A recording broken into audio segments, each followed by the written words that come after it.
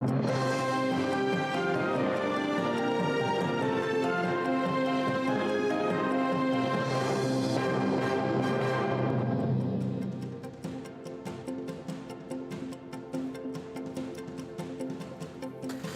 хайыр ноябрьнан 4 эфирде заман Қырым ве дүнияда олған хаберлерінен таныш етмеге азырмыз. Студияда сілерімен Шевкет Аматулаев. Селямлайым.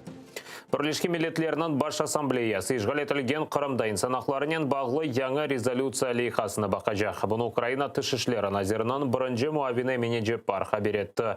Лейхада межлис тарафдарлары ве Украина православ кілсесі жематы репрессияларға оғратылғанына esas диққат айырылған. Жепар қайдеткенне көре бірлешкі милетлер кеченлері Қырымда инсан ақларынан бағлы онлайн конференция кечірген. Тедбірде Нью-Йорк, Женева, Вена, Стасбургда ерлешкен халқара тешкілатларының векілері іштірак еткен.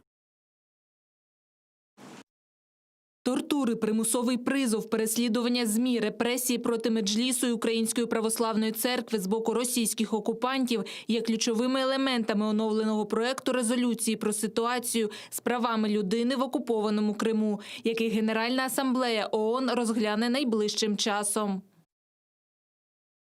Қырым татарларына қорқузажа қолдылар, ләкин нәтижесіз. Адвокатлар Төневан Ахмеджеттеки гарнизон арби махкемесі оғынды екі журналист ве Қырым бірдемлігі фаалы яқыланмасына бөлей затладылар. Махкеме оғынды Қырым татарлар терроризмде қабатланған уч сияси мабуске уком сеслендірілмесіні беклейділер. Ишгалжы полис қадемлері Вилен Темирьянов, Аблямид Зиядинов ве Ирфан Бекировны тұтып митинг кешірілів қайделеріні бозғанында қабатлады. Оларына полис бөлігінде тұтқанлары вақыт янларына не тәржіман, не де адвокат қойғанлар. Бұндан сон есе адвокатларға тізілген протоколларға деңішмелер кірсетмеге рұқсет берілмеген бірден махкемеге yollағанлар. Махкемесе протокол қанун бозылулары ile тізілгені үшін полицияға қайтарған. Уч тұтылған махкеме салонundan азат етілді. Я не знаю, что дальше будет и как будут себя вести работники полиции. Они пытались с нами договориться, чтобы мы пришли и устраняли эти недостатки. Но я не вижу законных оснований для того, чтобы это делать.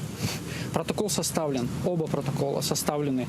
В итоге не обеспечено фундаментальное право, на которое имеет право гражданин. Конституционное право. Поэтому эти протоколы вообще являются недопустимым доказательством. Суд даже не захотел рассматривать такие документы, потому что они на быструю руку были составлены. Мы многократно указывали сотрудникам полиции, что вы реализуете право человека, процессуальное право, дайте ему переводчика, разъясните ему права. На что получали отказы, что не надо, в суде все узнаете, все вам там расскажут. Сегодняшний результат показывает, что суды тоже не хотят разгребать, так скажем, то, что не делают сотрудники полиции. Украинада күн девамында коронавирусқа оғраған инсанларынан сайысы 9.000 көстергечіні артты. COVID-19 хасталығы 9.529 инсанда таздықланды. 199 хаста вефат еткен. Украина үшін бұл екі кедерлі рекордтыр.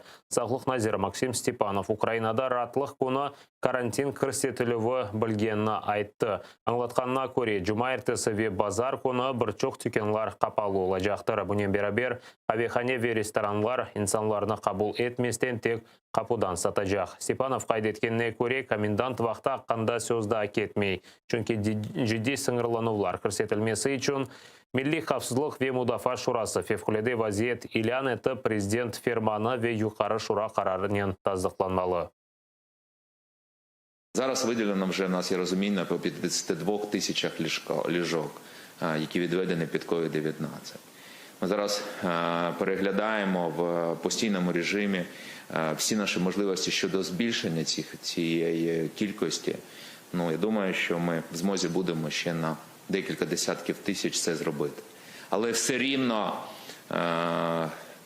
межа є, тобто існує межа. Можливості системи охорони здоров'я, вони не є такими, що, тобто, скільки завгодно. Такого не існує в жодній країні світу. Үкімет Украина бойынша умми локдаун көрсетмеге планлаштырмай. Ләкин коронавирус тест тарқалмаға девам етсе, карантин сыңырланулары сертлештілежектір. Бұны Украинанан баш назиры Денис Шмыгаль айтты.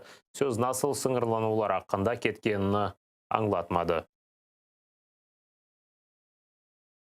Всі ми бачимо, що дуже багато країн в Європі та світі зачиняються на повторний жорсткий локдаун.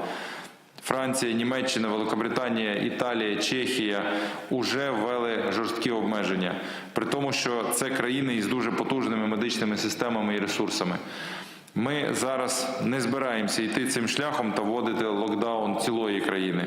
Але якщо ми побачимо подальше погіршення ситуації, то це фактично змусить уряд вдатись до більш жорстких обмежень.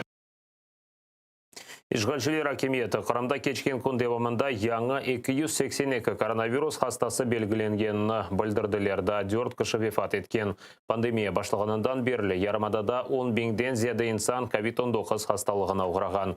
Гуманитар филекеті олғанына бақмадан ишгалшілер мемурлары пиарнен ұғыраша. Қырамнан сөзде сағлық назиры COVID-19 хасталары үшін хастаханеде невбечілік епі. Ама видеокамералар ве фотоаппаратлар нишанында. Атта мақсус құршалайжы костюм кейді. Ләкин аде екімлерді олғаны кібіді келді, он кереге палы ве оңайтлы сойыны. Тәпсілатлыжа левқамызда сейретіңіз. Рық-марық толы олған хастаханелерге хасталарына еткізіп етіштірмегенлері вақыт о ярдым етмеге ашыға. Елінде торба, маскасыз, ишгалжелер акиметінен сағылық назир Александр Остапенко Ахмеджетнан еді санлы хастаханесінде мердівенден түші. Янында есе пропагандажылар. Налегке и позитивно настроена крымский министр приехал в ковидный центр на базе 7-й городской больницы Симферополя ровно в полночь. При себе только полиэтиленовый пакет. Нам стало интересно его содержимое. Шорты, футболки. Первая необходимость. Обувь. Все для работы добровольцев. Остапенко қайд еткенне көре вазифесінден кетмейже кекімлер янында есе геджесі олajaq. Бірден бір қач бөлікте. Будете мне давать поручения, я буду работать у вас простым добровольцем. Бұрынже геже Остапенко тебе весе қалар ве оксиген баллонларына құжақлап шығарылған селфилеріні дерчетті. Бұл вақты сейкімлер хасталарына құртарайды. Ишгалжелер акимиетінің назирінен бераберлікте құршалайжы костюмлер киіп, русты швихатчылары хастаханеде юре.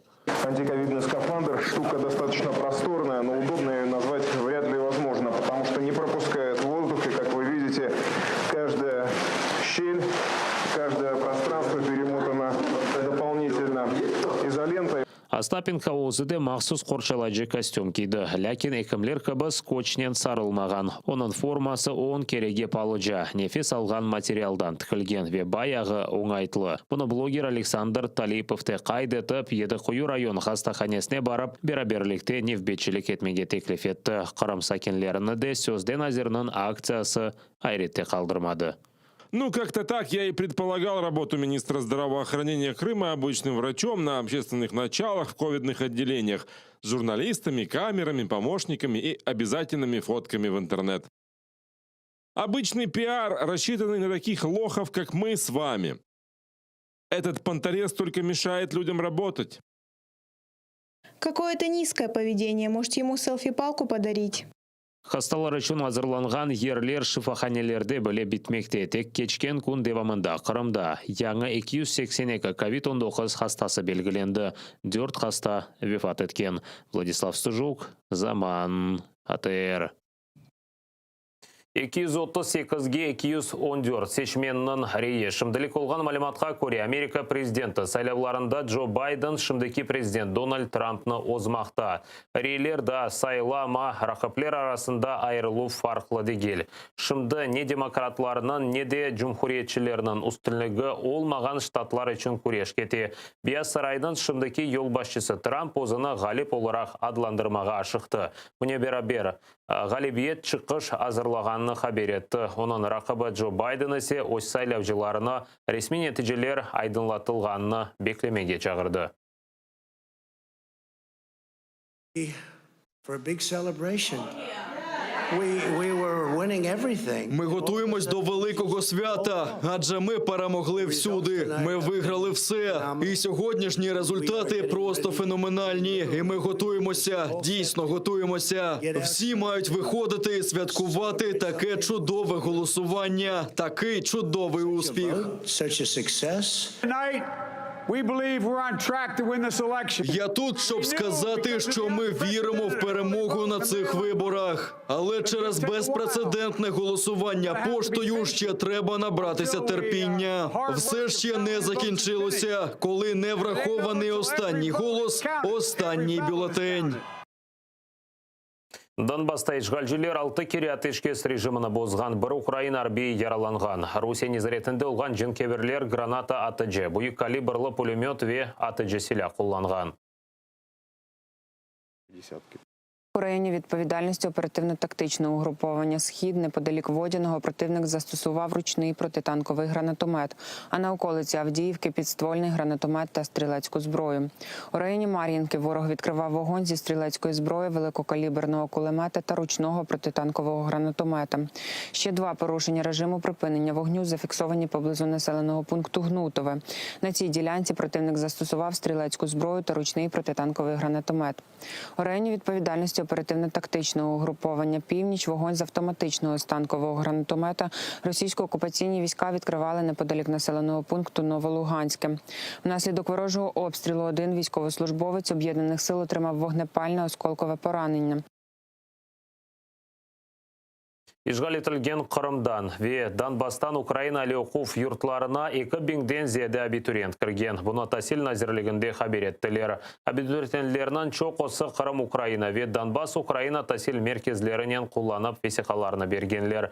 Бұл сене ишгал етілген территориялардан келген абитуриентлер үшін 12.000-ден зияде ер азырланған еді бюджет ерлері. Президент Владимир Зеленский өз ферманынен бөлі абитуриентlerге тыш мұстақыл имтиан берместен Алеуқув юртларына кірмеге изін берді. Ишгал етілген территориялардан келген абитуриентlerге бір sıra имтиязлар да бар деп қайдеттілер тасил назирлігінде.